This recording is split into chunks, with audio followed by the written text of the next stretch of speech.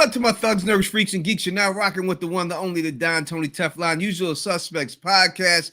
Fill the issues, guys, in the building. You see him in a little box right there. He's working on his camera issues. Until then, we can still hear him, and he can still talk to us. Phil, what's going on? I always have some sort of issues going on, whether it's camera issues, other kind of issues. I'm doing good. I'm excited. I watched this trailer. I'm prepared tonight. Exciting trailer that I don't know if they're baiting us a little bit with this trailer, Tony, with some of the stuff, some of the lines of dialogue. I feel like they're directly talking at you a couple times here. It's you, these bastards. I know they're coming at you. Is this just a game? But we got to see a lot more than we've seen, and it was an interesting trailer that we'll break this apart, obviously, but it was kind of setting up the network as much as it was setting up the show, like teaching people about the show. The end of the trailer kind of got very educational, like, this is who's on this show. Watch this. Yeah, it definitely did. And they did. Let me ask you this. Do you think they gave away too much on this trailer? I don't know. I think maybe it was a little bit of misdirection. I'm not sure if it's the thing that you said a lot last year when we were talking about things, and we talked about this with Game of Thrones as well. And I don't know if this is the poker thing, like they know that we know that they know. If they say things, does that make it not true? Like by saying this is someone's watching us. This is all we're in someone's test. Are they basically by admitting that in a trailer saying it's not that, it's something else? Or are they playing the poker game where if you bluff and they know you're strong and you're weak, and they know that you know that they know that Ferris passed out at 31 Flavors last night? So I'm just wondering which situation it is, but I definitely felt they were teasing us a lot in this trailer. I don't think they showed us too much, except for maybe we've done a lot of speculation on who's on that bus, and we've basically seen the bus. If you pause, you can see everyone on the bus.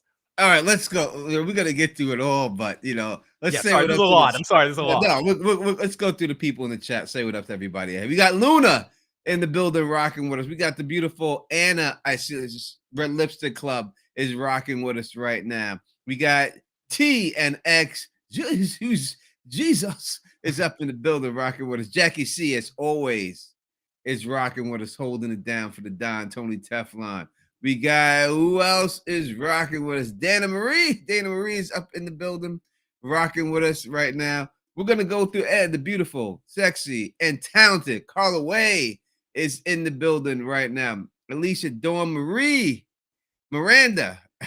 Marie, I said, it just sounded right. It came Marie. It seemed like it should be the next word of that. It should have been, right? Miranda is in here rocking with us right now. And I seen somebody else earlier. Let me go back up and see if I can find their name. Laura Momo, who's in there, who is a Laura Momo channel member on both of us, supports both our channels. Thank you so much, Laura. Without a shadow of a doubt. Kill Your Ego. Been right, putting comments in the comment section. Thank you so much. And talking about, he's got a lot of interesting theories. And Luna out there as well. Michael Matthews. No. Again, here it is. I said Michael Math. I just said Math from those. You can blame me on that one. I interrupted to get Luna in there, who's also a supporter of both of us. I wanted to make sure I called Luna out as well. And we got Tracy G. I was just listening to your voicemails. I missed Tracy G. Great to see Tracy. We're doing all the voicemails. Numbers on the bottom of the screen, 781-990-8509. Make sure you hit, and Lady Chels is in the building, rocking with us. Gummies and tequila. Yep. I'm ready. Yep. Me too. I think you are if you're rocking that without a shadow of a doubt. That's a lot crazier than I am right now. Doing what? I'm doing this big orange drink. I'm doing warm milk and Tums tonight. No, I'm doing. I got a little wine. I got a little wine myself. I don't know what's in there. I'm just saying it looks orange to me. You got orange drink. I don't know what's in there. I just know it's orange. But we're going through the trailer. So listen, out of the trailer, I think the trailer was amazing. We did get a lot in this trailer. It showed us a whole lot. I don't know if they need. Listen, I'm 100% for as many trailers as you can get. But after this, I don't know if they should show us anymore, because I think they've shown us a lot of things going on in this trailer. We're gonna go through all the pictures. We have all the pictures of all the trailers. We're gonna go through the whole trailer, break it down. Make sure that you call up. Philly's here. He's ready. He's got his cameras. Put him in there like we're supposed to be. Like, go back. Bury Weird Al with Mustache March. Bury his ass. No, you're good on that. You're good. I was watching a show with someone with the same hairstyle. It wasn't Weird Al. And I was like, wow, that's I gotta figure out which show I was just watching. I just watched it too. And I now I can't think of it. I can't think of it. I was like, this is the Philly Issues guy hairstyle. It's not Weird Al. It's this dude right here. I gotta figure it out. When I figure it out, I gotta look at what I watched yesterday and see which movie did I watch yesterday. Forgetting Sarah Marshall. No, it's something. All right, let's just. I'll figure it out. Anyway, I'm wearing my mustache in honor of Porn Stash from season 1.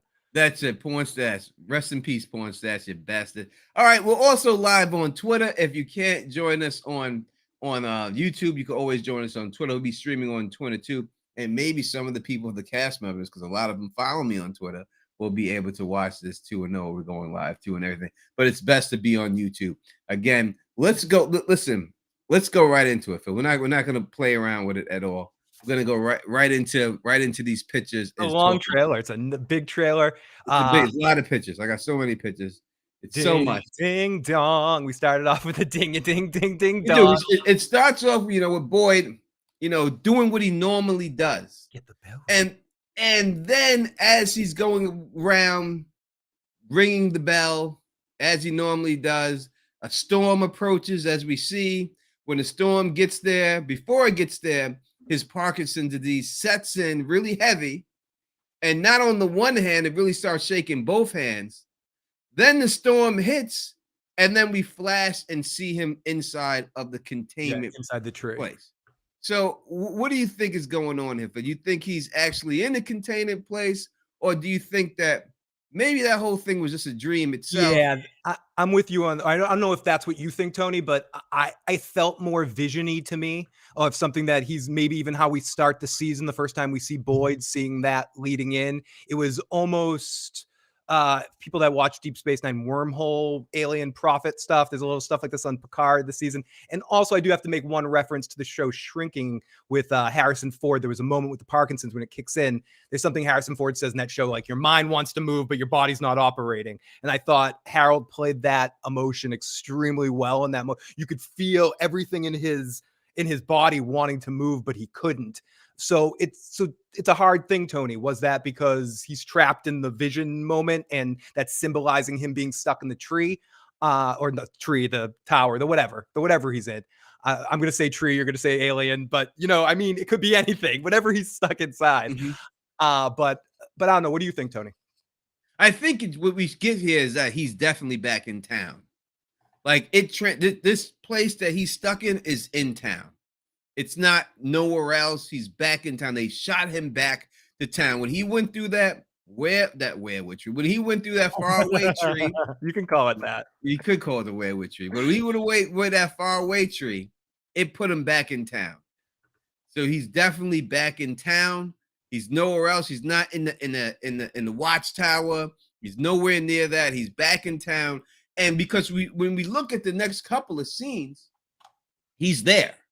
And you have to assume from what we're seeing that this is how it's going to start. Like a lot of this stuff, I think, is from episode 1. Not all of it, but a lot of it is from episode 1, especially dealing with all the new people who just arrived. All that stuff is happening in episode 1.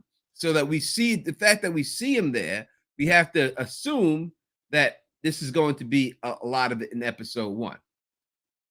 That picture is hard for me to see. All right, the next picture is we start seeing now.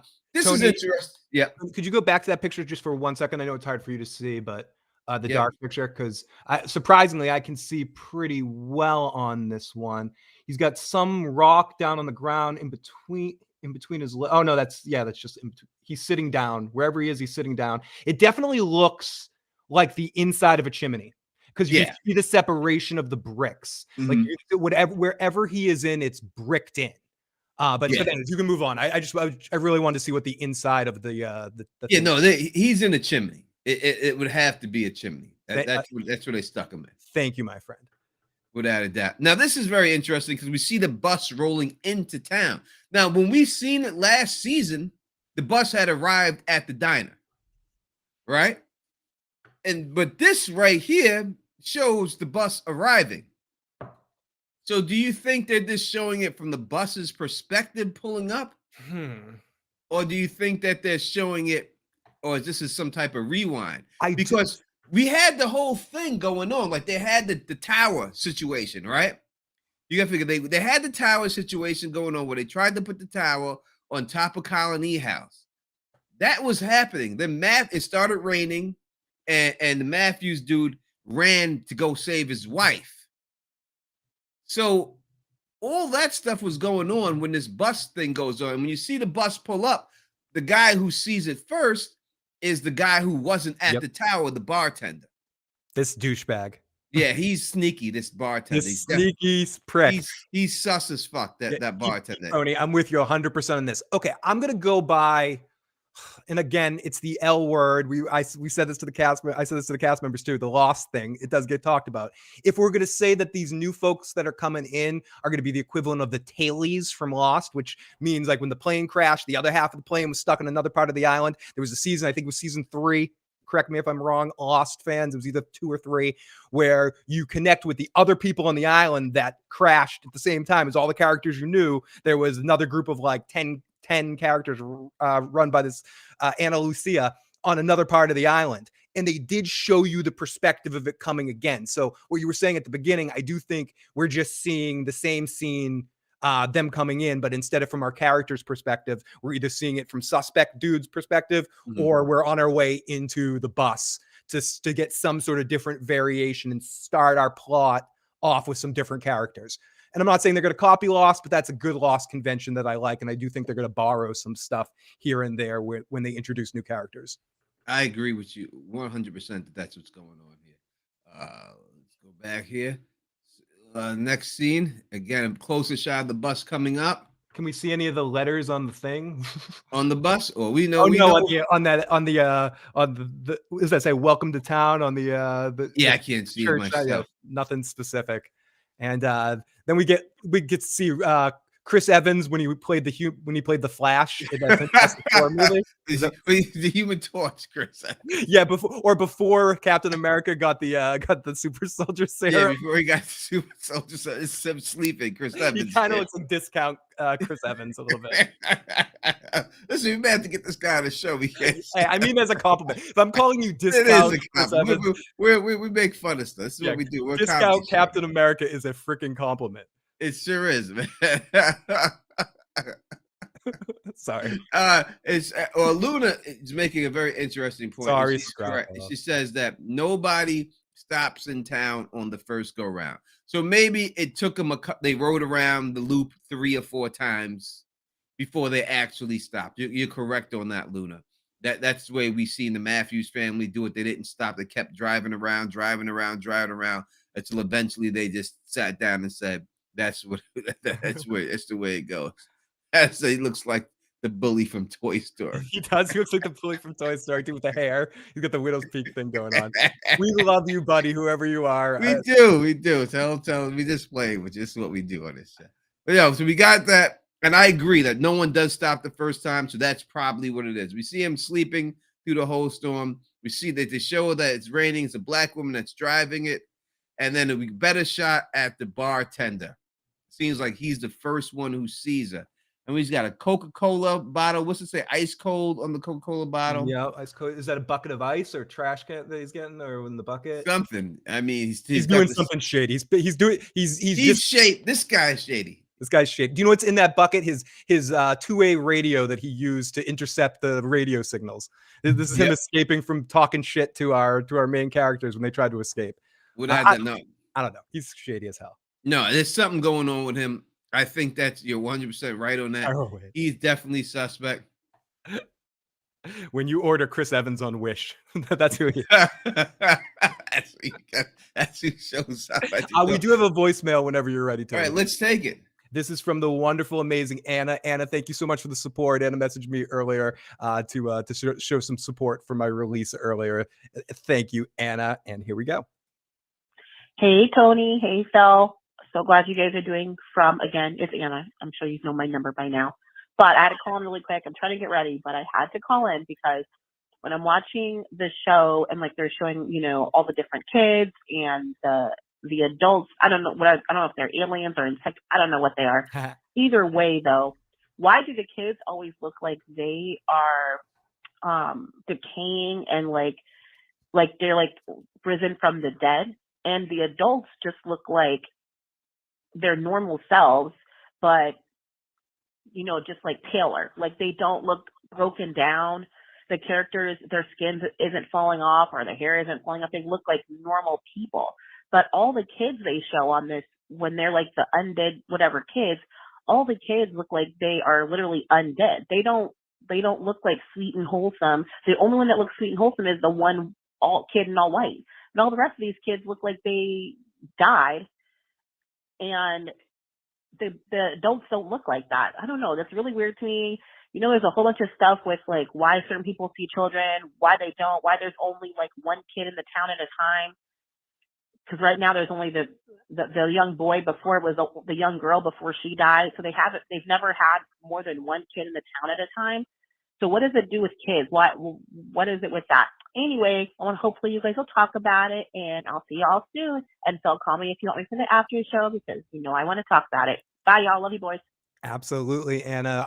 I will definitely be having you on some after shows with From if I end up doing it. Hopefully Tony would be popping over. I know Tony's doing the pre-show. I'll be joining him on that. And if he's up and doesn't have to get up too early on Mondays, maybe he'll jump over for a little bit on the after Is it on show. Monday? I gotta look the day. I think it's Sunday. I'm not sure. That's what you were saying last time, but we'll figure it all Yeah, we'll figure out the day. Excellent point by Anna. That's something honestly I haven't thought about, but that's absolutely true. Do you have an immediate take on that? Well, these kids is fucked up. They're definitely going on. Their hair's falling out. We see the one in the cage. We'll get to the picture of the one in the cage. In fact, we'll talk a little bit more about it when we actually reach the picture to them. I don't want to go through. But that is a good point. It is a great point. Maybe this is my quick armchair speculation, because we definitely have seen the older monsters or aliens, when they freak out and go into attack mode, they get ugly. So perhaps one of the ways that the monster people, as they get older, they learn to control their abilities more and put on a mask, like put on some sort of disguise ability that they don't have as children. So that's their true form. And then the form gets hidden when they get older and they can play more mental tricks on the people. Again, I have no... with the clothes, but the gear too, like the clothes are very time specific pieces. Yeah, are they stuck in that age? Is that just like how every time when you see the milkman costume, that's a specific time period. I think that wedding dress is from a specific time period. Howdy Doody is from a specific time period. Go ahead. I was just gonna say I would love to see if characters that died last season show up as monsters this season. That'd be great. We shall see that good looking chick. Hopefully she shows up. She be biting me because I'd be no way. Like, you'd be like porn stash inviting her, right? You'd be like, that'd be it. But I would have to hit it first, you know. You ain't getting a kiss off of me, goddamn. I'm gonna hit it first. You're not gonna be like Tess in the No, I'm about to bend it real quick, and then after you got me. You got me. All right, so we got right now. So we got the beautiful Julie looking here, and it seems the rain has stopped. She's looking at the truck and everything. And it was raining hard, and all of a sudden the rain stopped out of nowhere. You don't know how far longer, but you know you got Donna, our homegirl. That's our homegirl Julie, and Ellis up in there. Ellis's arm is in the sling, so this isn't too far. Again, we've seen the bus pull up at the end of last episode, so we're assuming that it's picking up exactly from this. No time jump, no time skip. It's exactly picking up as soon as the episode ends. And I thought this scene was really awesome in the moment, like live in the action. Donna starts talking about, or we have to tell these people they can't leave. They're not going to handle it well. It's almost played with a little comedic timing. Speaking of comedy, not very good. It was pretty horrible in the first episode. I didn't see the second one. Mel Brooks's History of the World. I think Julie was on it. If I stopped paying attention to it halfway through because it wasn't the greatest thing ever, but I think she's on the first episode. But I could be wrong. I have to double check that. I'll double check my math. But I thought this was a really interesting thing because Tony, this isn't just one person coming. I wonder if any of these people have dealt with this situation before. And you remember last season better than I. Were there times where multiple people, not just one family, but like multiple people show up like this? Or is this a unique situation for the town that they're going to have to explain to all these people, where a group of people as a whole, like all the people on the bus, if they're not feeling what's going on, they can sort of be a negative force because there's enough of them. Whereas if one family shows up, it's easier to break the news to one family than it is to all situations. I feel like you can feel the intensity of the situation between between all the characters in this situation about Yeah. how this could go bad. Yeah, Victor said that, multiple families showed up one time. That's when a death started occurring. Yes. When the Matthews showed up with Toby and Jade, that was a situation. That was like the second time that multiple people. So this is why I shall a doubt the most people that's ever showed up at one time. I mean, that's why Victor started digging the graves. He said that they were going to need him, because once multiple cars show up, that means a lot of death is going to happen. Listen, I'll tell you right now, 90% of these characters showing up is dead. I don't get too comfortable with them. They're not going to be there without a shadow. That's something they definitely going to get taken out. I think maybe 2 or 3 maybe will supply. We'll see, but most likely, because I think that well, let's go into it more, because I don't think they're all supposed to be there. I think this is all just to bring one person there. So I think the bus that was brought there was there just to bring one person there, and everyone else is caught in the hustle. I feel like we just got to skip ahead a little bit, real quick. We'll come back. All right, we're gonna skip ahead real quick. We're gonna come back to all these pictures. We're gonna go right to the picture, so we could talk about what we want to talk about real quick. We gotta talk about it. And I'm double checking. Yes, was it her? Right here. All right, let's go through it. So, all right, this is what it's all about to me. This is what happened. So this chick, Kenny's chick, the one Kenny what's her name again? I keep forgetting her name. I forget her name too. I know it too, like Trish or something like that. And it is not her in History of the World. I'm sorry. I think it's Trish. Is it Trish or something like that? It is. It's not Tabitha, not Christy. Christy is it? Christy. All right, so Christy goes, Kenny's talking to Christy. I really like you, Christy. I like you too, but I'm engaged to somebody. And lo and behold, this chick. Now, listen, I said this was going to happen. Phil said this was going to happen. Oh, yeah, that's her. Yep. Oh, dun, dun, dun, dun. Everybody in the chat, we all said it. We all said it, right? We all said that this chick was showing up on this bus. The fiance was showing up. And I told you Kenny wasn't getting no ass. I told you from the beginning, Kenny was getting no ass. That's the look on her face says, Kenny, you're not getting any ass right there. It wasn't going to happen. So I truly believe that these aliens that are in control of this whole shit, seeing them there and said, wait a second, these two people are getting too close. What if we have the fiance show up? That's some Squid Game bullshit there, Tony. And let's see how they take that. And I think that's exactly. So I think that everyone on this bus is here because the people wanted to get this person here, and she was on the bus, and that's the only way she was going to be able to get here. Everybody else is collateral damage. I think it was just for her. Yeah, they killed Kenny. They're bastards right there. I totally feel what you're saying, Tony. I mean, you could say that with all of our characters maybe facing some sort of their own issues and their own hubris of some sort, and Kenny could be. We give Kenny a hard time, but truthfully, Kenny's one of the more. Kenny's one of the more, but the character but the character of Kenny is one of the more capable people in the town to protect the town. If anything happened to Boyd, he's capable to be able to step up in that role. We've seen in Grown. He can't get any ass, but he can protect the town. So if by that definition, something like this would totally screw with Kenny's calm. Like Kenny's on high, someone's just dropping it out. It's Lucy moving the ball every time Charlie Brown tries to kick it here. Yeah, no doubt about it. Oh my God. Debbie says, I actually think the girlfriend is gonna die, not Kenny. Listen, she has a good chance of dying. Yep. Everyone on that bus has a good chance of dying. You know what I mean? So it's people ask me, what are you gonna eat live if Kenny gets some type of? I'm saying he ain't getting this chick's ass. I told you from the beginning he wasn't gonna get it. I said it, Phil, from episode when they first started, I started saying they're gonna happen. When I was watching before you, I was lucky enough for you to invite me on here when you and Elamar were talking about it. You were saying Kenny wasn't getting any ass. I could tell it the way it was set up, the dynamic that it wasn't. And the way that she had him just the kiss on the cheek and how excited he got, I was like, nah, he ain't getting no ass. No, that's not going to happen. Now, listen, we just playing around. We talking about the character, not the actual actor. Right. Absolutely. So we was talking about the character. Don't get all crazy. The actual actor has a beautiful family. We learned that from Liz. She says she has a beautiful family and everything else. So we know But the actor is paid. We're just talking about Dan Kenny in this damn show. yes, Right. but to your question earlier, Tony, this is one of those moments I guess I kind of missed in the trailer because it zipped by quick. But looking at an explanation now, do you think that? And I guess we can carry this point to the end, and love to hear what you think about this moving through. But do you feel like they showed too much? I do think they showed too much. Unless it's all a deep fake, I think they showed too much. All right, so let's back the pictures all the way back up. I know. I'm sorry. I'm giving you Lost spoilers, and now I'm giving you Charlie Brown spoilers. Good grief, Scrago Tape Shop. That's very. Now, I will say this though. This guy in the back right here, He looks sus as well. he's the same old man, right? Duck Dynasty back there.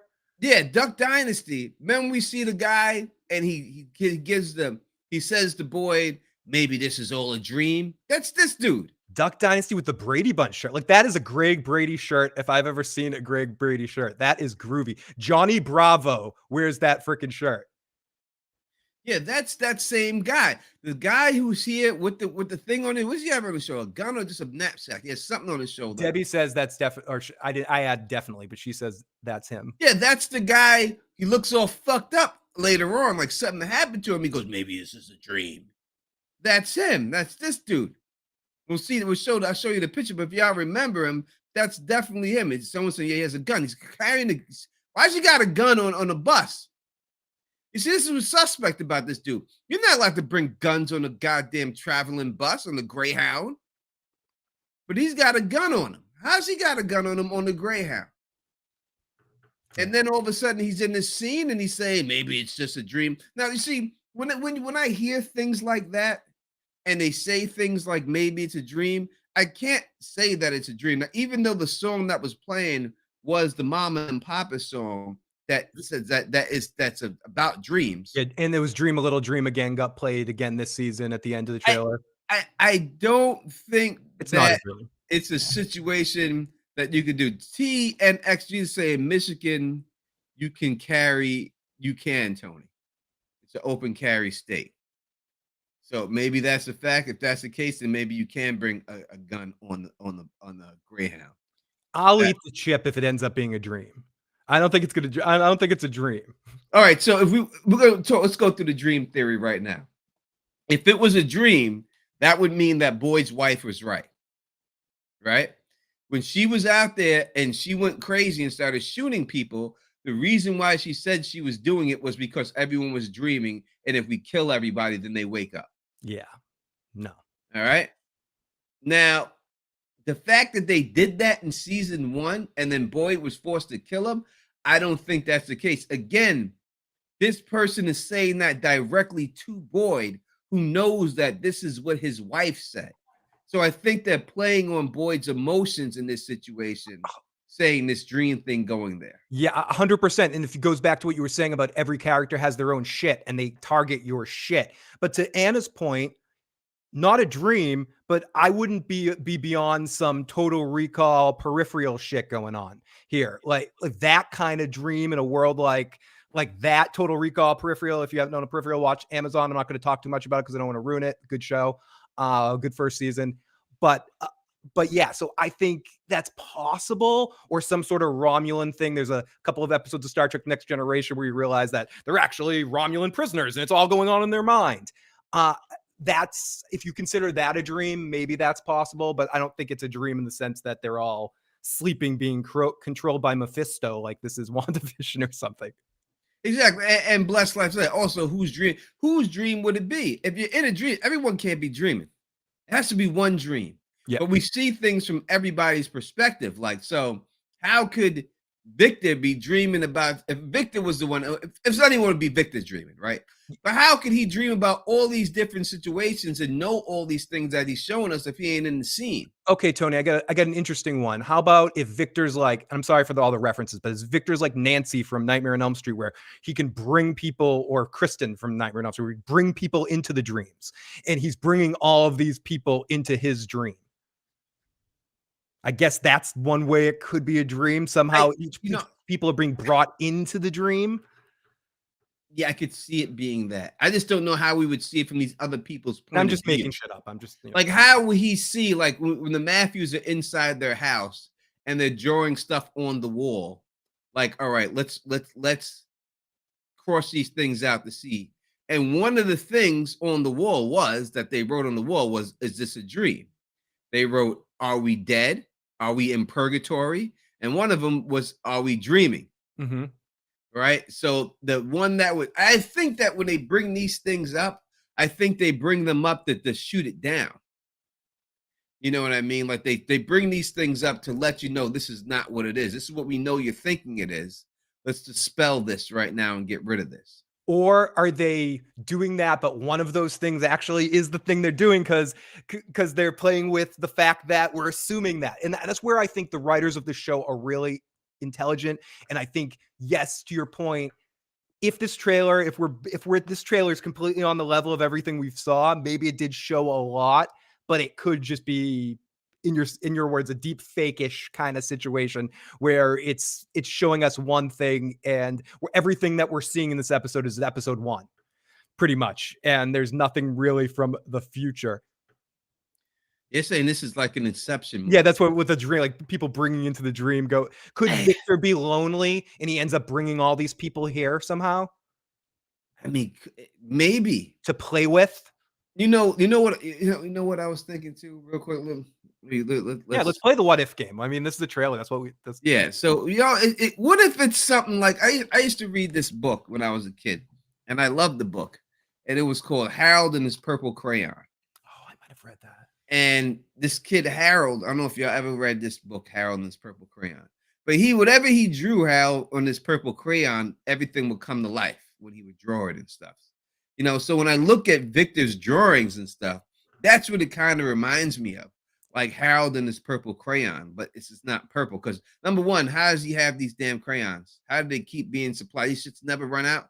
These some everlasting fucking crayons. He had these crayons since he was a goddamn kid. Like I used to have the 150 box of Crayola, and I fucked that whole box up within fucking 2 months. Dude, two coloring books of the way you're drawing and stuff like that.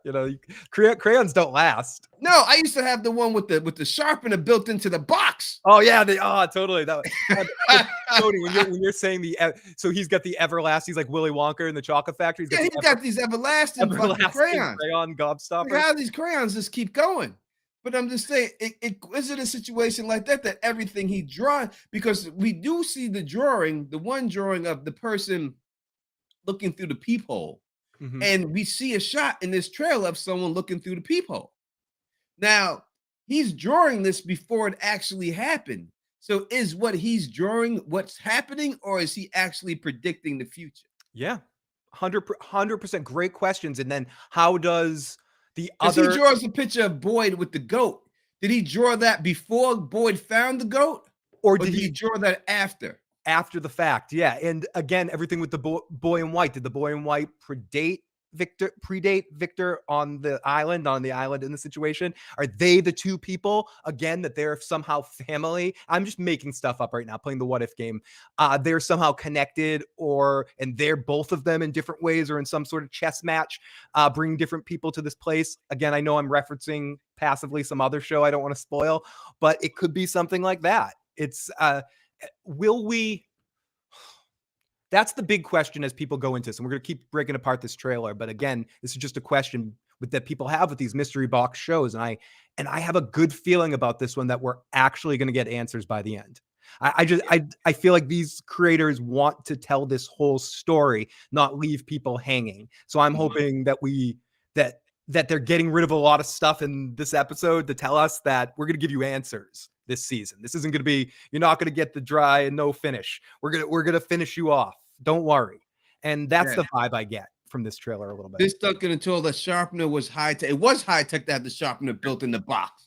That was cutting edge technology back then in the Crayola when you had that shit.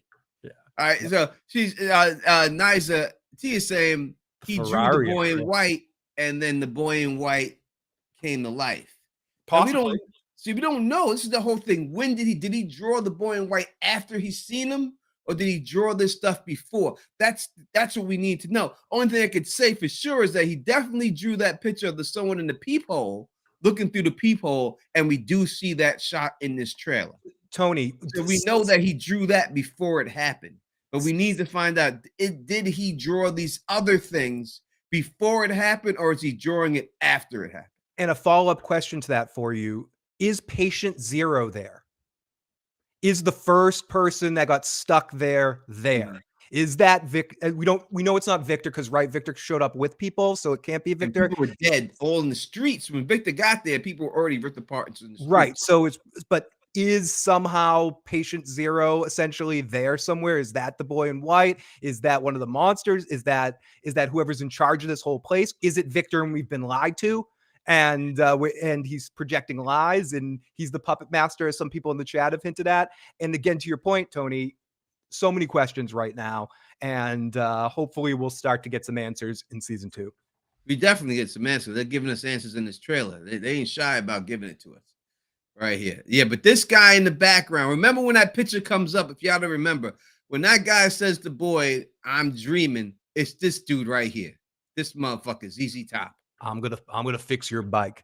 We do have a voicemail from the voice of 916 whenever you're ready, Tony. Oh, I'm ready. Okay, you're ready now. Okay. Here we go. Let me prepare this. This is from area code 916. Hello, this is the voice at 916. This show is amazing, but I must say, Phil, like Joe says about The Last of Us, let's just hope whatever it is, whether it's an alternate reality, whether it's a dream, whether it's whatever, that it doesn't go the trope way. But you know, what I was thinking of, what if it's a possibility of being something like, there was an episode in the original Star Trek with Captain Pike, where aliens captured Captain Pike. The menagerie, I believe it's and called. they brought in 2 female characters for him in order to keep him from being lonely. And so they could observe him. And also, it sort of looked like it was kind of like a zoo situation where other aliens could observe humans in their so-called natural habitat under a variety of situations. I wonder if it's like that. That's an idea. Anyway, peace and stay sexy. Ooh, I got to sound clip that for you. Yeah, sound clip the piece. Stay sexy for me. Thank you. Oh my God. Wow. Gotta have You that. know, I think she makes very interesting points from what she's saying, and it could be. This is the whole thing. It could be any of these things. There's nothing that anyone can say except for that it's Irish fairies that it's not. It's not Puck. It's not Puck in the Midsummer Night's Dream. Come on. I'm just playing for you, all you Irish fairy people. It could be those. It could be anything right now. Anything. Now I'm gonna spoil Midsummer Night's Dream. What an asshole! God. All right, so this is a shot of the motel, the diner at nighttime. Whatever has happened, you know what I mean? It's gonna happen at night. Now all of a sudden it's turned to nighttime, and people are still out there. Yeah, if you know the end of this trailer, you feel real bad for some of those people on the bus right now. Yeah, I can't see. It's too dark for me to see. What can you Is see? that Julie again? That's Julie peeking through the blind. Yep. Right there at night with a light behind her. Peaky Blinders. And this is this monsters? Yes, monsters walking through the woods. Is that the milkman monster in the front? No, it's a woman, I think. All right. There's Harley Quinn monster, and then I don't know who that guy is. That guy looks like Jonathan Winters. Sorry. All right, so this is interesting because they do a voiceover and they're trying to fool you on this one, right? They're very sneaky, but you can't outfool Don. No, I'm too smart for this stuff. So this is when Donna says, there are people who look just like us, walk like us, paraphrasing, until they rip your face off, right? Now, she's speaking to Jim in this picture, and it looks like she's saying it to Jim. But obviously, they just did a voiceover because there's no need for her to say this to Jim again. He already knows this. Yeah, it's from when she's talking to the newbies outside.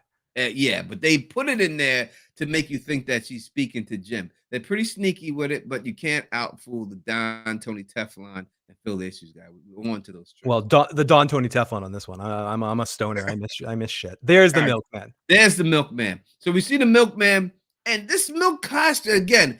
These costumes mean something because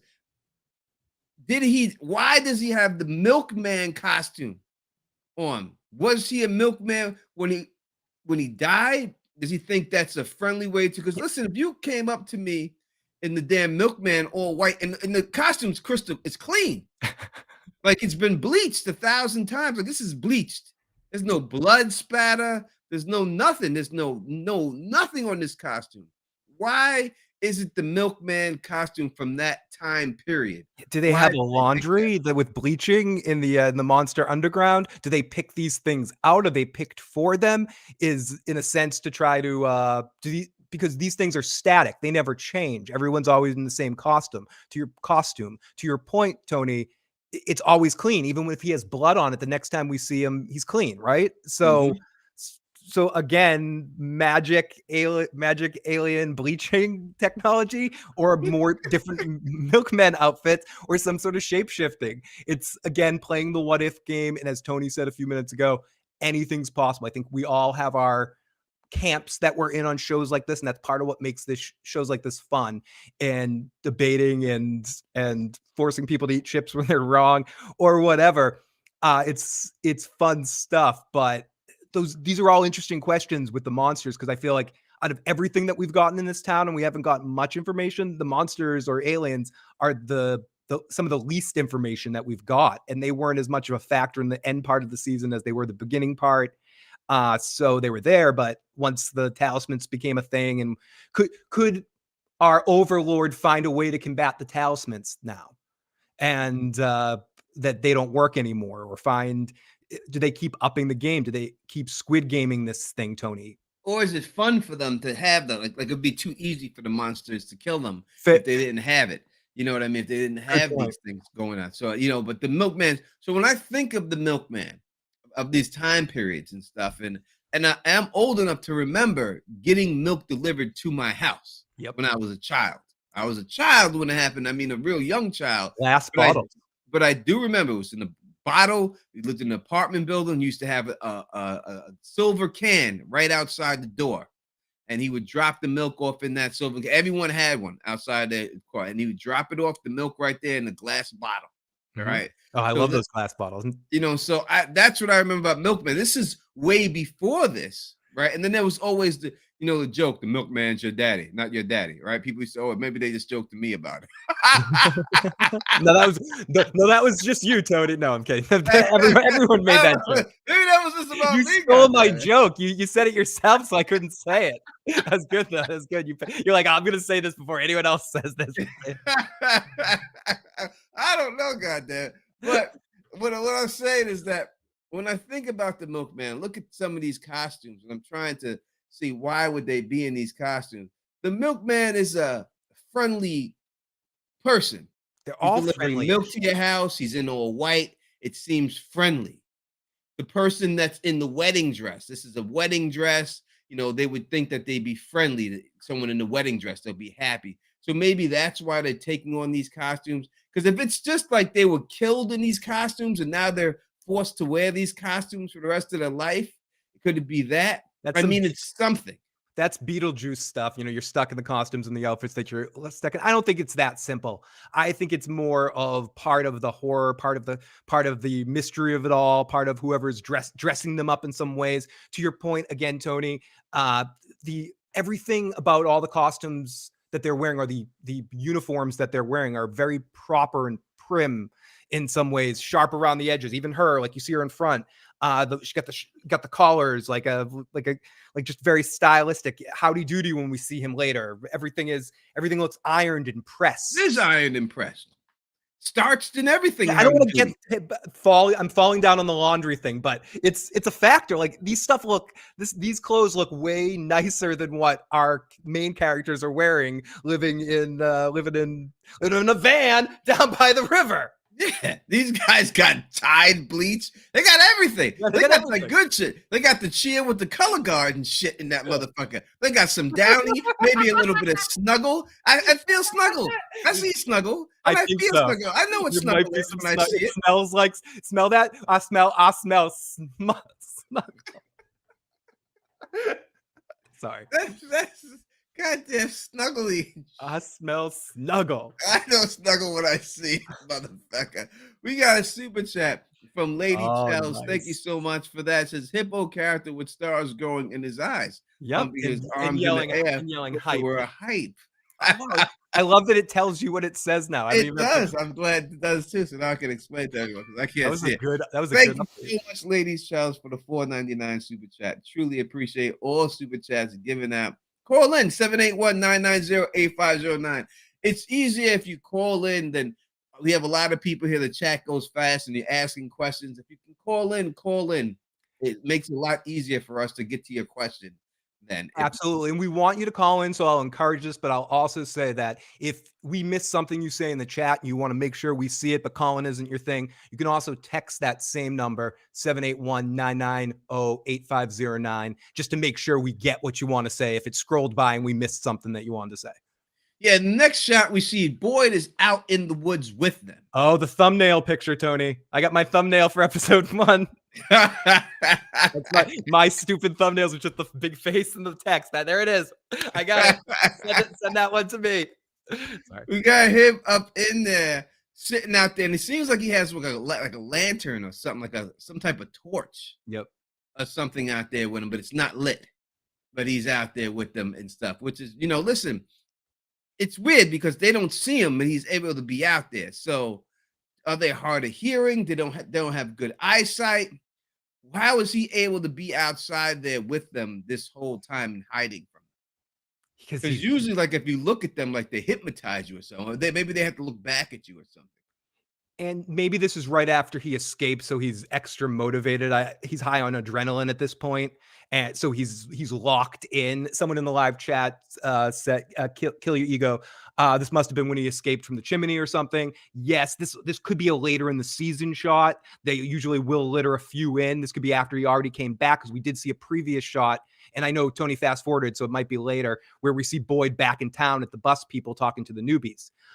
With when the bearded sketch ball was in that picture. Boyd, Yeah, he's definitely there with the bus people. Yeah, so Boyd is back in town at that point. This could be later in the episode, the end of the episode, when he's going back out to see what he saw before he got put in, trying to look for the boy in white again that put him into the tree or the chimney, trying to look at the spider situation. So this could be later in the episode, or or later down the season, with him doing an investigation instead of right after he escaped the tree. But if he is in a tree, not a chimney, this could be right after he escaped, but I don't think it is. I don't think he's wearing the same stuff. He looks more geared up here. Yeah. He says, "Hey, Tony, is it possible he may have a stone with him and they can't touch him? Maybe the stones do more than guard the houses. They protect you also." So I brought this up last year about, could you hang a stone around your neck like a clock of Flavor Flav? Yeah, like this. Like if this was a talisman crystal that I'm wearing right now, would this protect me?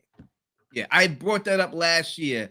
We have no proof of that, but I did bring that point up. Like, if that's the case, everyone can just walk around with it. But he's hiding. So that makes me think it can't be. Because if that was the case, then why would he be hiding? He'd just be fine. Just be walking around, smacking him on the ass and keeping on going. You know what I mean? Wasn't there a moment in the first season where a character had to quickly create 4 walls to set it up? So I think there is something to do with using the talisman to protect you, but you need to be behind some sort of barrier of some sort. Well, Fatima, when she did it. Yeah, she closed the doors and put the thing up, and it was done. Like, she knew it needed to happen that way, or it had to have the full box. But there had to be no way for them to get in. I'm dirty. Anyways, so I think it wouldn't necessarily work. I think the only way that would work is they couldn't get inside your body, but they could still kill you, because it's protecting what's inside. So if you wore something around your neck, it's they couldn't enter you. All right, what's it showing to me? This is Howdy Doody approaching the bus. Oh yeah, Howdy Doody on the bus. So we see the first victims. We can see this is the whole night of Howdy Doody approaching the bus, and he sees the old couple there. Hi. And the old couple she said she's heard screaming. She said, "Oh my God, thank you. Thanks for being here. We heard the screaming outside." Well, don't So worry about that. Everything will be all right for you. so I think what happens is a lot of people don't listen to him. And maybe Boyd's out there trying to save their life. Like he's like, we can't just leave him out there. We got to get him out. And that's why he goes outside trying to save a couple of people while this whole monsters are attacking. But most of them get eliminated. Would you call this guy? And I think that's good. That's a definite possibility, and that everyone in town's doing that in the first night. And if a couple of them are killed right at the beginning of the night, some scatter into the woods, and Boyd goes to try to find them. They were going to do that to the Matthews, right? They were going to let the Matthews stay out there, like Donna wasn't going to open the door. You know what I mean? When they were trying to drag him back to Colony House, they didn't want to open. Yeah, they weren't listening. They were being obstinate about fucking door. Yeah. Donna was like, open the fucking door. What are you doing? And then that's where they opened the door. And that was it. Or they were going to let everybody stay outside and just get killed. So it could be a same situation like that. But Boyd's like, I can't leave him out there. We got to go save as many as we can. And goes out there and tries to save him. That's why he's hiding out there. Now, and they're just ripping most of the people just getting ripped apart. Tony, do you consider this guy, do you think he gives captain of the football team vibes about the monsters? Like he's the lead actor, not lead actor, but he's the head of the monsters to a certain extent. I think, so all right, so last stream we had a come into the stream. Someone claimed, we don't know how true it is. Claim game. Yeah, we got the claim game. That they were extras, and that this person who got this role was basically asked, hey, can you say a couple of lines? They liked the way he said the lines, and that's how he got the role. So I think that most likely that could be it. They like the way he delivered the lines, and they like the look of this guy. So now he's the lead guy. Yeah, he's the lead soloist in the Glee Club. Thank you, Luna. Thank you, Luna. So I threw that one in. Glee Club. But yeah, I think he at least this actor gives off that vibe, and that's true what they said. He got promoted to a certain extent as we'll have to look at IMDb and see what his name is and see what he's ranked at and see if he's actually listed as an extra or is he listed as something else. And Charles asked the question that we were just talking about a second ago, but it's a good question, Charles. What happens if you wear a stone on your neck to protect the house? Would it protect you? I don't think so. We'll have to probably see about that in season 2 if they do any exploration on that. But as of right now, it seems like you have to be in some sort of situation with 4 solid walls around you. No, not 4 solid walls. You don't need that because when the doors are glass. Yeah, because when Boyd found them, he fell into a cave. Oh, you're right. Yep. And it had vines hanging down in front of it, and he was safe in there. They didn't go in; they just left him alone. So it wasn't a solid wall; it was just vines hanging in front of it. To something you said earlier, it just popped in my head. Then, what is it about the talismans that keep the monsters out? Is it some sort of radiation or some sort of magic waves or whatever? Or is it simple as when those are up, they know that the rules of the game are they're not allowed to go inside? Because it would be too damn easy if that was the case. And whoever the overseer of this game is, Alien or crazy Victor or somebody else, whoever the overseer of this game is, doesn't want it to be too easy for these creatures to kill these people. So they needed to introduce like a weapon of some sort or a protection of some sort. So it's nothing about it actually. It's just that they're not allowed to do it. They see that, they're like, it's like ghouls, like when you're playing tag and you're like touching the thing and you're like, you can't touch me, ghouls. Like that kind of thing. Yeah, it could be a situation like that. You may make you want to think. I mean, Boyd found them. Did he actually really find them, or did they leave them for him? There? Yep. Now look, if it's a game, and we'll look at it like it's a game. Jade said from the season 1. I mean, first episode, season 1. I think it wasn't the first episode, second episode. But usually they give you the clues in the first couple episodes, and he said this is like a escape room. Yep. Right. And now rules of an escape room, if anyone's ever done escape rooms, that everything is in the room that you need to escape. You just have to figure it out. fucking love escape rooms. So if it's like that, they put these talismans there and they were always there. And boy, they left them there just for that reason. That, all right, now you're safe in your houses with this. Like immunity idols on Survivor. Yes. Like they placed it there and you just had to find it. And Boyd stumbled upon it because he was the only one not scared enough to go looking. But I hope this is one of those things that some stuff doesn't need to be answered. I'd like to know a little bit more about how the talismans work. That's one of those things that I wouldn't mind getting a little bit, see them try some things with them that don't work to understand what the limits are. They don't have to tell us exactly what's going on. These two dead people right here, Tony. Yeah, they're dead. They're dead. Oh, They're dead. And they're going to get eaten to death too, both of them. Would you have rather see this moment on the show for the first time? No, that's fine. You know people are gonna die, so that's fine. I'm cool with that. I can't see what the next two pictures are. It's more of these two are more of this this dead people couple. Then we go in. I don't know if you can still see it. Then we're in a cave. It looks like the same place that Boyd just was when he was trapped, maybe, or some sort of. Or is it where Victor is? With Victor, yeah, in a little box with a keepsake that we see closer up later. Yeah, that keepsake. Now, is that? It seems like they find that down there, like Tabitha and Victor find it, must take it or something, because we see it later on with Boyd in the house. Yeah, we see the close up of it later, right there. Yep. Yeah, and it's dancing like a ballerina. Yep. Keepsake box. This is Boyd taking people somewhere. We don't know where they're going, but he's taking them through the some type of not foresty area, but there. This is Boyd back in town, and this is when he says he needs to get these people out of here. Yep. And his shirt is washed because he had bloodstains on that, and you can't see them right now. These are more of the people that are there. 1, 2, 3, 4, 5, 6, 7, 8. 8 people do I count there? Wait, let me see. 1, 2, 3, 4, 5, 6, 7. We got right here. See, 1, 2, 3, 4. Then it's 5 here. 6, 7, and then 8. Right here. 8 yeah, right 8. here. And that the guy in the front of the shot is this sketchy bearded dude, because you can tell from the Greg Brady shirt. Yep. And we don't see the girlfriend's not there either. So we know that's at least 9. So that's 9, yeah. At least 9. That are brought in there at least. And the old couple, unless that I don't think that old lady's part of the old couple. No, they were a different. So 11. So 11 people so far.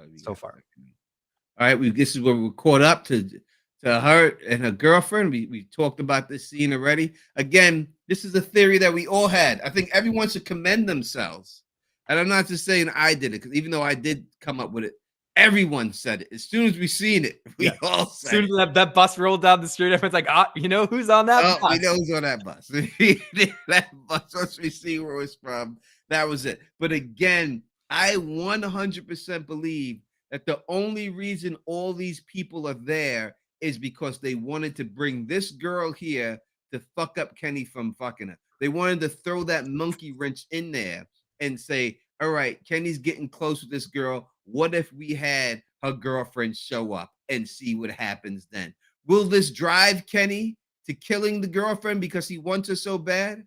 You know what I mean? I think it's a game like that they're playing with people and stuff. So we want to see the new dynamic of throwing the girlfriend in there and seeing what's going on.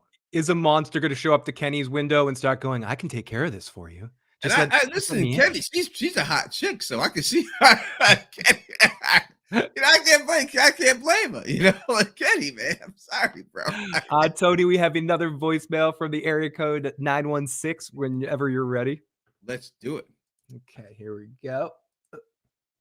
Hello, this is the voice at 916 again. Tony, for those of us on the West Coast, when you start these things, we're in the middle of commute.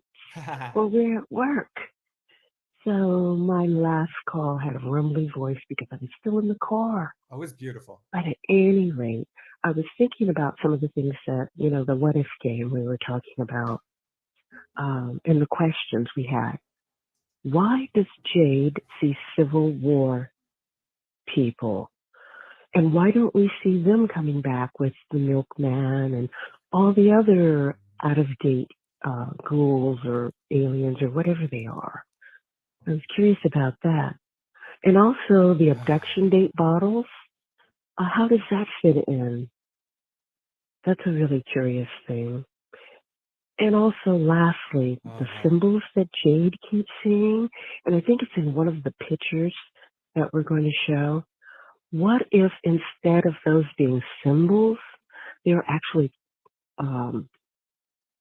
celestial coordinates? Where these aliens come from? Just a couple what ifs. And save this one instead of the previous one. Peace and stay sexy. Oh yeah. That one is better. We're gonna say that one. Okay. Wow, Tony. Oh my goodness. She was purposely picking deep seductive words in that call. God damn it, we know what you were doing. That's We're like on to you. She's like the people bringing Kenny's adversary here.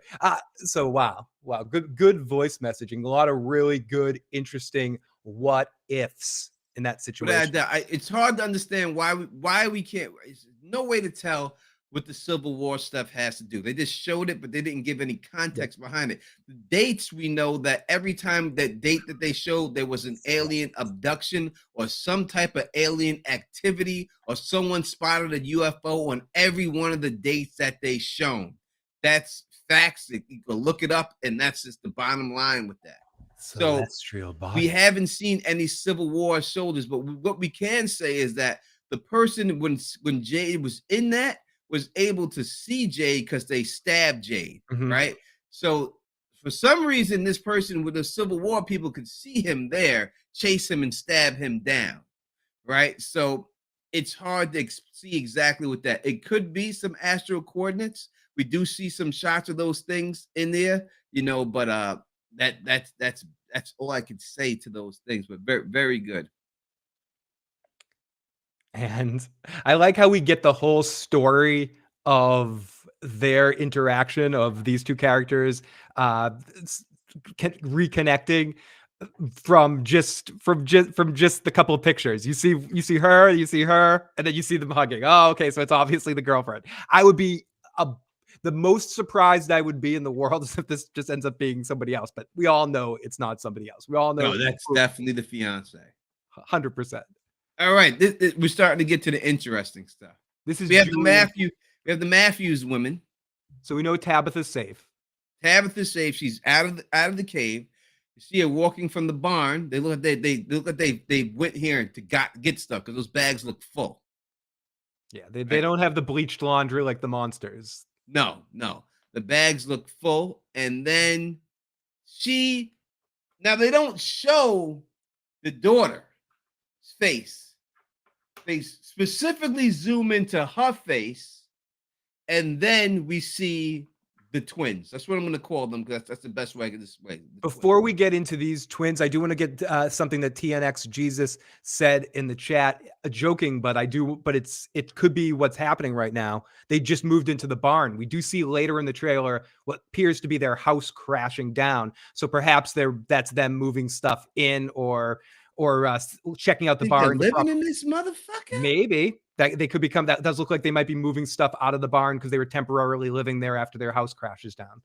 It could be. I don't think they're living in the barn, but they could be living in the barn. They could be. But to me, it looks like they're coming from grocery shops. Yeah, maybe they got eggs and stuff like that. And yeah. I know you were kidding, Jesus. I was just bouncing off your kidding to try to play the what if game. But yeah, you could see specifically, you see them together, and then they focus on her face, and then they show the twins. Now, Julie, the thing is, does Julie see it? Because you would think that if Julie's seen this shit, she's going to freak the fuck out. Yeah.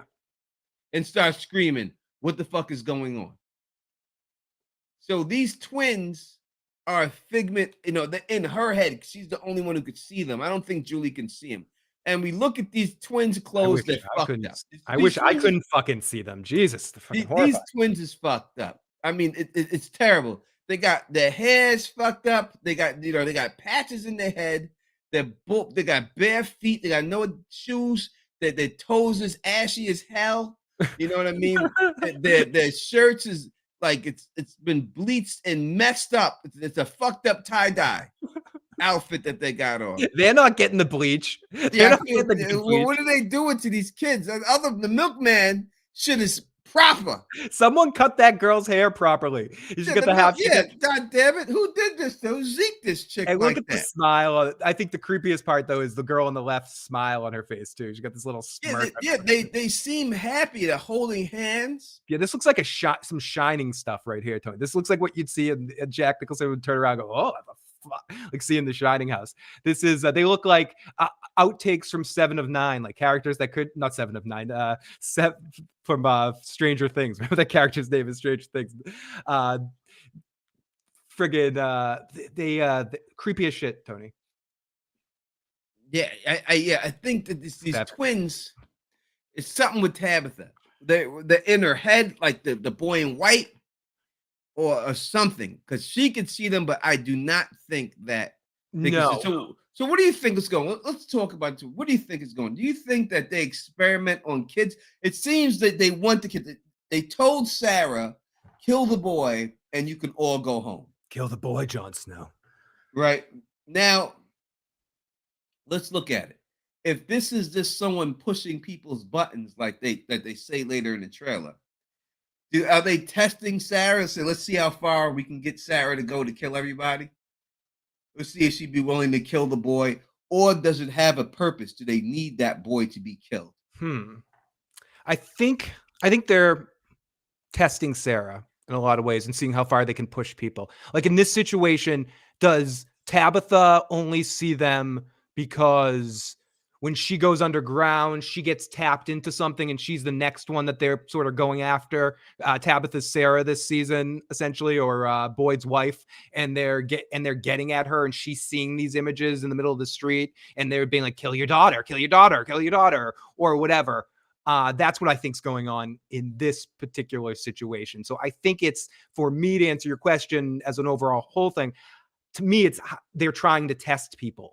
Whatever these things are, and trying to put people in these horrible situations, like, and that's where the horror movie aspects get in, like Candyman, putting them in or Jigsaw, putting them to the test, and or Freddy fucking with them, and this is someone haunting Tabitha and screwing with her, and I mean, so we know that Tabitha's somehow she had some bracelet that was there that she made for Jim that was there inside the store. Tony, oh, sorry, I had a bad joke, and I'm gonna say it because it's horrible. It's in there, you know. Something's going on with these damn twins. I can't call it yet.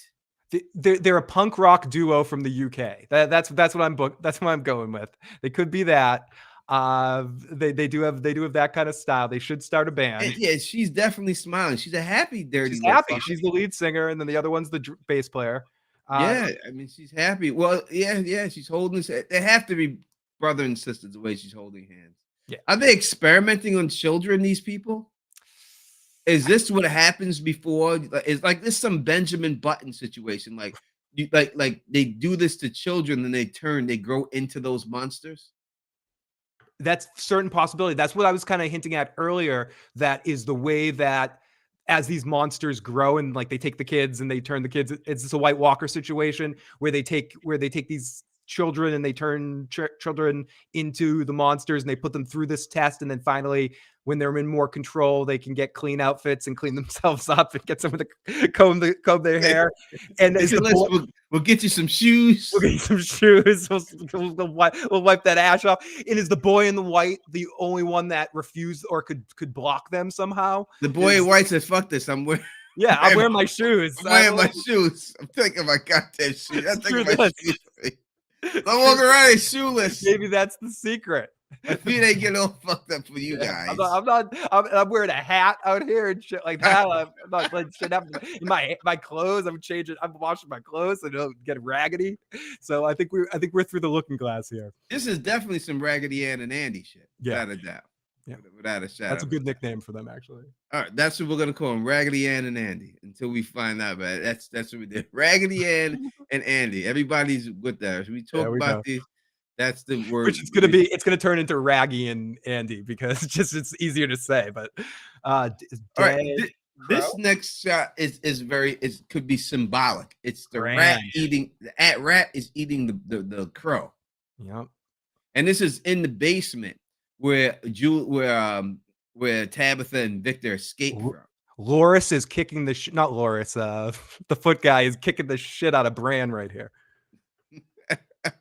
He's all about it. Yeah, controlling the rats. You see, he's warging into the rat. It's a warg battle between a rat and a crow. Warg battle. I can't see. This is her down. This is Victor and Tabitha. Victor and Tabitha, right? This is how they escaped, I think. Right. This is pretty soon after what we saw in the final. This is early on. This is early on. This is them escaping out of there. And then here we are again. Raggedy. Now look, they look different, these Raggedy Ann and Andy, because this guy has an afro. Yeah, and that one looks like a sea creature. And don't you want to kick over that Jenga? I just want to kick that Jenga off. You do want to kick it over, goddammit. Why is that there? Yeah, why is the Jenga right there? Is that protecting her? Yeah, what is she doing? Why does she have the Jenga machine there? Yeah, like is that just who set that up? It's right there. This Jenga machine. This one right here. What is that? The blocks? Is that a talisman of some sort that's protecting It's something going on here with the Jenga board. I want to kick that shit over though. There's something going on there with the Jenga board. But we could look at these Raggedy Ann and Andy. This one over here. So someone asked what Jenga is. A board game where it's like you pile up little pieces, then you have to like take the pieces out, and whoever's the last person to pull it out when it all falls down loses. Yeah. So this person here has more hair. He's an afro. Jenga, bitch. He has an afro, this dude. And then she is that the same girl, Tony? Or I don't know if it's the same. It looks different to me. It looks like she's wearing this one. Looks more like a sea creature of some sort. And Tabitha's, she's wearing a different outfit. She's got a orange hoodie. This leads more into this. Backs up even more my point that this is an ongoing torture of her. She's been directly targeted because she's getting too close. And maybe this is evidence that Victor's bad since she's getting too close to Victor. Victor set this ball running, or somebody set this ball running to a certain. And she's not afraid though. You know what I'm saying? The number one thing we can take from the scene is she's not afraid of these kids. She's not running scared from them or nothing. She's just there, standing her ground with them, like ready to talk to her. Luna says that's where Tabitha saw the little girl. The kid was behind the wooden bars. Kids look like they crawled out of the grave. Okay. Oh yeah, that's the same place that we see the wooden bars later. It does look like that was inside. That was in the cave. Was that the cave? Because in the back, right where she looks like she's just coming out of a hobbit cave. Yeah, so it could be a situation where she escapes with Victor. She runs into the girl behind the bars and saves her. Yep. And sets her free. Could be a situation like that, most likely in there. Go free. Go free. Go free. I'd like that. A rat's tail. Who's got a rat's tail? The girl's got a rat's tail. I mean, it's just because her hair is so raggedy, it looks like a rat tail. Oh, I thought you meant like she had a real rat tail on her ass. I'm looking. I was thinking more 80s rat tail, like the hair. Rat tail. Yeah. These kids, rat tail. Don't say. Kill your ego said that shit, man. You meant hair rat tail, right? You meant set me up. This motherfucker set me up. No. He says the hair. Yeah, this motherfucker set me up. Tony, you and I are both like Ron Burgundy with the chat. Sometimes I do it too. I just I read the chat without like figuring out what exactly I'm saying. Okay, this seems to be the reunion between the two of them. Yeah, and this is when he's saying that. What if this was all set up? What if this was all just a plan by somebody? Yep. And this is the lady. She looks and so she finds the dead bodies of the older folks the next morning when she goes out there. That's absolutely that. Ooh, she looks very scared. This looks like she's about to be attacked or something like that. Like she's in a cave or something. This is Luna this is Boyd and Father Kotry flashback scene because Father Kotry's dead.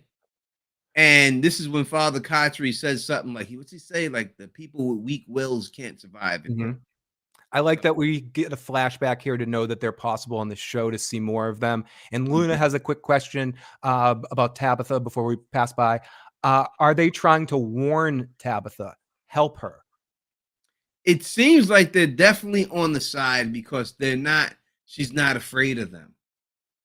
So there has to be something going on there. Like she's not, this is the one.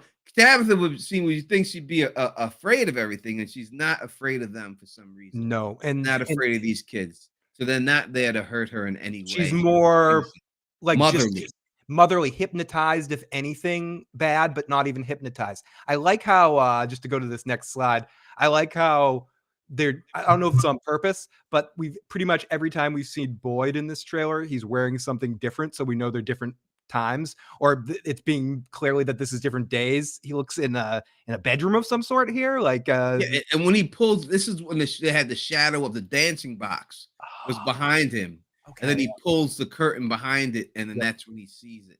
But that was what was on there. It's that the same dancing box that we seen. All of a sudden, it's up here now, behind that curtain. Is this real? Is this a dream moment for him? But I don't know anymore. These damn shows. I thought I had it figured out, and they keep messing with me. And Blessed Life says, I don't think it's a flashback. I think Boyd is hallucinating. And this is the guy. This is ZZ Top. Yeah, he looks a lot worse up close than he does from a distance. He's like, no, something happened to him. I don't know what happened to him, but ZZ Top. This is definitely ZZ Top. He took that drug from Oz that makes you old really quick. Something happened to him, but this is him. And this is when he says, what if it's all a dream? What if all this is a dream, he says. Luna says, does Colony House still exist? I think so. We didn't see it disintegrate or anything. No. I think that Tabitha and them's house went into the ground because they dug into that hole. They just shut that whole shit down. Jesus says he's been high off that 80s crack for a while. He bumped into some purple crack or some Fatima Kush. Fatima Kush got him going. He got him too much, and then it was a gateway drug, Tony. And then he ended up knocking on Walter White's house, and he was doing the blue meth. And this guy's a mess. This guy had a tough something happened to him bad. Yeah, it's ZZ Top. Everybody else. You know, they've been here for years. They look fine. ZZ Top gets there for a few days. He's fucked up. Yeah. He's so ZZ Top is fucked up. This lifestyle does not work for him. What did they do to ZZ? It's a victim of Reaganomics kill. That's it's the crack era that did it to him. They did something to him. He did something to him. Figured out how to make crack. No, that's not the Fatima Kush. The Fatima Kush would not do that to somebody. I'm going to put my foot down for that. Fatima the Fatima Kush. I'm not sure he took a bad strain or something. Yeah. He added to it. Someone poisoned something. He made it into a wool. A duster. Yeah, someone's doing some dusters or some shit like that. He's smoking woolies. He's doing something, man. Yeah, he aids quick. He aids, goddamn, he aids pretty quick though. Goddamn it. He's got some reverse Benjamin Buttons shit going on.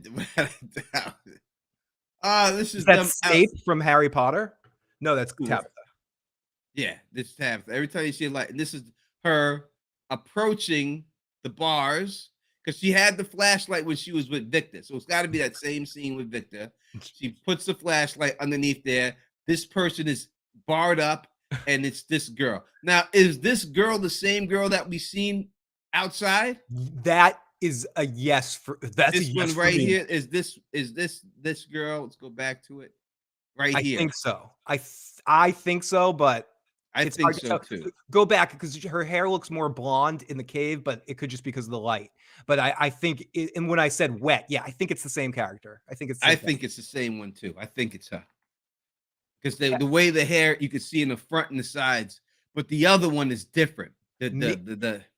The Raggedy Ann and Andy is not the same. The friend or some sort. Maybe Tabitha helps because Raggedy Friend can't go into the cave for some reason because there's, again, sorry to keep bringing up other shows and stuff, but because there's some Game of Thrones, Children of the Forest block on the cave that they can't get in there because of Jenga, because of the blocks that were in the front. So Tabitha goes in and helps the friend out and goes in the cave and lets this friend out. And we learn that that the kid monsters aren't inherently bad, that they're that maybe they might look all fucked up, but they're not going to kill you like the other monsters are. And this also, go back to, if you could go back to the other slide, please, of the outside. Is that's during the day too, right? Yeah, the one on the outside is doing that. Let's go back. So, and we don't. Which one you want to do? This red one? That one right there. Yeah, it's during the day in the sunlight where we haven't seen monsters outside in the day other than the kids, that is right? a great point. We don't see them outside in the day. So they're able to be outside in the day. Yeah, so they're day walkers somehow too. And so the kids are different. The kids are different. We unless the other monsters have to stay inside at night, we have not seen. Am I wrong? Have we ever seen the other monsters out during the day? No, we've never seen them outside during the day at all. Yeah. So yeah. So as soon as the sun goes down, that's when the bell starts to ring right before the sunset happens. So your speculation or our speculation tonight of the conversion of the children are some way, and they're trying to be. Because this seems like the monsters put this child here to learn or grow or something, and then they're whatever it is, it's whatever they're doing to us, fucking up their hair. You know that. Raggedy's like, please adopt me, Tabitha. Please adopt me. Something, because her nose looks broken. Looks like she broke her nose. Like she looks happy still, though she's fucked up. She still looks happy. Yeah, the children of the cave here are. Oh my God, Debbie says maybe they're a whole tribe of those kids, like Lost Boys kind of situation. It could be. It could be a situation where they're just kidnapping these kids to do experiments on or something. Yeah, to test out the stuff that they're going to add to themselves to give them the monster superpowers or something, or the alien superpowers, or maybe that if it's aliens, the aliens want to experiment on kids because when human form is still growing, some of their experiments are more interesting to watch the form growing and infecting these kids at a young age and seeing how they grow with the infection. Again, we're playing the what if game a lot of tonight. Keep your what ifs coming. Put them in the comment section if you're watching this video later. We're gonna have a really fun season getting to talk about this show and breaking apart each episode. And both of us love to hear what you guys have to say. So make sure you're commenting on this video. And as we're nearing the end of the trailer, if you have any last minute messages or voicemails that you haven't called on in yet, now's the time. 781-990-8509. Then we get to the end of the trailer after we saw a couple of close-ups. Tony, this is what I was talking about. We get to the end of the trailer where they start selling this show to new subscribers or potential subscribers of MGM Plus to try to teach you more about what From is. And maybe that's why they showed us more than to some of the people that watched last year. They showed us more because a lot of people that are potential people watching this trailer didn't watch season 1 because they didn't have epics or whatever it was, and now they haven't got MGM Plus. So this trailer needs to establish what everything is in this show to get people to subscribe. And then they put this whole tag at the end where they're like, you remember Harry Perrineau from such hits as Macbeth, Oz, Lost? He's the star of the show. You see, they keep showing, I'm telling you that they keep showing him in his hand with the Parkinson, and you hear in the trailer, he says, I don't know what's going on. I think that is because he's cured of the Parkinson. Yeah. I think the spider bites cure him of the Parkinson, and that's why his thing's going to stop shaking. Guaranteed. That's why they keep showing it. I guarantee that will happen this season without a shadow of a doubt. This is when the lovers, she says, this place isn't what you think. Is this really her girlfriend, or is it a clone? Or is it some, I mean, it could be anything. But I do think that everyone on the bus that's brought there is brought there just for this woman to be here. It's definitely a peripheral. Could be a peripheral. They're pretty fucking convincing. I mean, this person that's outside the diner dancing like everything is all good. Yeah, who is that? Discount Chris Evans? I don't know who this is, but this person's dancing like it's all good, like it's all fun and games and shit, like it's like a joke, you know, like. But hey, you got to keep your hope up. Yeah, and Julie's like, could you stop fucking dancing? Stop. They fucking have flipping it. showed Julie. This is when the house falls down here. Yeah, this is right when the house falls down. But it looks like they're right by the diner, so they could see the house from the diner. Do we know what the closest house is to the diner? This My has boss to be. came out there. Diner. I mean, it has to be Diner. their house. It has to be their house. I wouldn't think, because did they come in the station wagon? Right? Yeah, Kenny drove her there. Yeah. They're showing Kenny and Julie. Maybe this is his girl, his new girl. No, he's not. No, What Kenny's- is the moral of the story, Tony? Kenny gets Kenny ain't getting no ass. So we saw Jade for a second there. We did. So you seen Jade scared in the picture, and then the next scene is this guy holding the book with the symbols that Jade had. Now, this guy come off the bus and he drew these symbols too. Yeah, or is this guy coming with a message for Jade? Like Jade's an interesting wild card character. This is the first we've seen of him in the trailer? Yes. So they're keeping a lot close to the vest with Jade, because he is sort of like a Deus Machina kind of character where he can come in with the solution at the last minute and be super smart and blah, blah, blah. So they're going to want to fuck with Jade. I think whoever's in charge, I have a feeling this season might be about stopping the people that can stop them. Like if we're going to your Jade point, he's the tech guy, he's the billionaire and all that stuff. he's also the puzzle solver. He's the smartest. He's the smartest guy there. Him and Boyd are the two smartest there. And if to your point about if they brought Kenny's adversary there here as well, they could be taking our strongest characters and trying to take them out of the game. Kill Your Ego says that's the guy from the picture Jade found in the book. I have to go take a look at that picture to see if it's actually that guy. I know you're talking about. But I have to go back and take a look and see if that's him. But that's definitely the symbols that keep appearing to Jade. And I love Jade's cat shirt. I want it. Again, Father Khatri, this is what he says. Only people who survive here are the people who are tough enough, basically, to survive here. Now, Weak-minded people can't survive. Tony, flashback or hallucination? For Jade? This is a flashback. This is a flashback. It's a flashback. He's handing him something. Was that a chess piece he's handing him? Yeah, it looks like a bishop. A bishop. Right? Is it a bishop or a knight? I think it must be interesting. That's a chess piece because maybe they're all pawns in the game. Is it a bishop or a knight? Or is it a pawn? It might be a pawn. It looks like I'm sorry. I'm focusing too much on what the chess piece is. It's faced sideways. I guess it's a knight. It's hard to tell from the angle. Yeah. It could be a knight though. I did name every piece, but it looks fat, like it could like it tapers against the head, like the tapers horse. up on the side. Yeah. Then we saw a shot of the first lady who did the kill. We haven't seen her in a long time, and she's back. Yep, and that's talking to. Seems probably when they first got there, because it seems like it's the first night when the new people get there. Gripping. Bloody disgusting. Ugh. This is a blood mouth, right? Yeah. Ugh. I mean, we've seen the flashback of someone when when he did his thing, that the person had blood in his mouth too.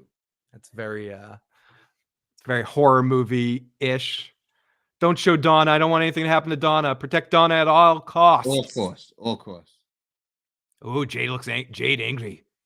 Yeah, and this is Fatima. She's screaming at somebody through the window. She's all upset. Could someone be stuck outside and getting ready to die that she can't let in because it's too late? And that's the end of it. This is the end of the trailer. This is what he says. What if it's all just a game and someone set this whole thing up? Jackie C says maybe a broken pawn. Lauren says I bet a knight. Looks like a pawn. And yeah, no matter where you're from, smash that like button and subscribe. Exactly. Hey, Fernandez T, great to see you, buddy. Yes, without a shadow of doubt. And that's the trailer. That's the full trailer breakdown. I will hide this. There we have it.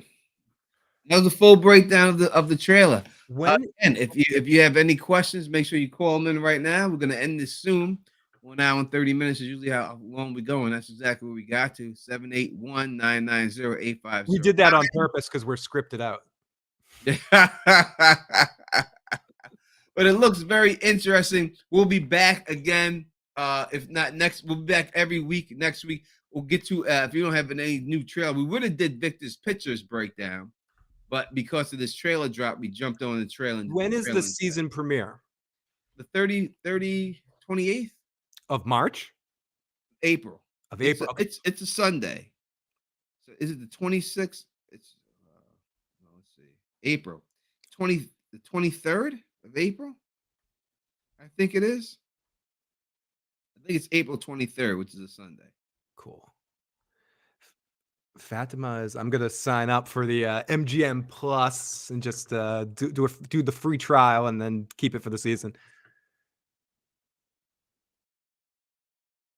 Sunday the 23rd. Kill your ego. Yep, Sunday the 23rd. Yeah. Yeah. Okay. So the kids in the daylight aren't a hallucination, or the kids outside. Good point and good kind of question, Jackie, to sort of tread on here, because it is sort of oh shit. So if the kids are outside during the daytime and they're behind Tony right now, yo, motherfuckers, we're gonna get you. Raggedy Ann and Andy are right. Kill him, Tony. I'm lucky Tony's on my side. I'd be high. Get him, Tony. I like the mouth of the South, Jimmy Hart, and like yelling in the megaphone. Get him, Tony. You can do it. Get him, Tony. You can do it. Got a super chat here from Luna. Thank you so much. She goes, what if all of our main characters are connected by grief one way or another? Maybe their grief manifests monsters. We would have to figure out the connection to all of them since they all don't see him. It could be a Kevin Bacon situation where somehow it's all some 6 degrees of separation where they all do know each other. It could be. That's some also situation Losty. like that. Losty, like they're dealing with some trauma or some reason they have to be there. But we haven't really seen too much of that. We get mini backstories, but of characters and what they've gone through, but they don't focus as much as you would think on past mistakes or anything that these characters did to get here. It seems more random. And except for this, Julie's girlfriend doesn't seem random. Right. This is the first time it doesn't, right? It seems that seems set up purposely. But everyone else, but that's a good question, Tony. And I could be completely ass backwards here. Are people selected to come here specifically, or is there a randomness to it where people pass through the wrong area at the wrong time and they get roped into this? Or they're saying they're looking for someone with a specific skill set. All right, we need a nurse if these people are going to survive. So let's bring in a nurse. All right, we're going to need someone who knows how to cook. So let's bring in the cook. And we're going to need does the research to make some, to see what happens if we bring in the cops so that they could get things popping. And they tap into the FBI database to learn about these people. Like how do they seem to know all these things? To your point from last season, when what's his name is on when the person on the radio with them seems to just be like, I know you. Okay, Jade, with your cat shirt and your weird relationships and like they know too much about Phil, your love of pizza and your conga drums. Like they know too much about it. It's like they have a booklet where they have research and information about each character that's there. Yeah, because Father Kotri just killed somebody when he got there. Yep. You know, he killed somebody and came there. So why they need him? We need a murdering priest. Garrett's one right there. Spiritual. Bring him in. We got him. Or maybe he's brought in there because he's somebody that is predisposed to possibly going a little wacky and killing people and joining the monster team. Like Boyd's wife was in that situation. Like she was predisposed to be able to be tapped into by the monsters, like they're trying to do with other characters that come in, like in some situations. Drawing steam. Motherfuckers are giveaway info too voluntary. The aliens are definitely using these people for something, whether it's grief or not. We'll have to see. All right, we'll see, and we'll be back next week. Let me get up out of here. Phil, thanks for joining us. Always, thank you for everybody in the chat. We'll be back again next week. Next week, we will do the victor's photos and see if, again, the victor's photos, number one thing we have to ask ourselves is, did he draw these things after or before a lot of these things? Because if he's predicting the future, is his drawings actually coming to life like Harold and the Purple Crayon? Is what's going on? Absolutely. And I think we also have to investigate to a certain extent what Victor's intentions are. Are they good? Are for everybody, for the safety of everyone in town? Are they for the monsters or the aliens' benefit? Or is he completely selfish? Or does he have his own game going in some way, shape, or form? I think that coupled with these images, we need to figure out what his intentions are and what, if anything, Victor means, really. No doubt. All right, we'll go through it. And you got to remember Victor. We'll talk about that Victor next week, but he was promoted to the main cast this year. And one quick question from Lauren before we go. Is the person on the radio one of the monsters? I think the person on the radio is the bartender. And Tony said this last season, and I said this last week, that I remembered Tony saying, and I'm glad I was right, because sometimes that maybe that it was on the radio half him and then somebody else. It seemed like somebody else that it was two people on the radio, not just one. Yeah, it seems like two different voices on the radio and everything else. All right. If you like the way I do this, please thumbs up this, spread this across the realm, and as always, subscribe. And until next time, you know who it is. Peace and stay.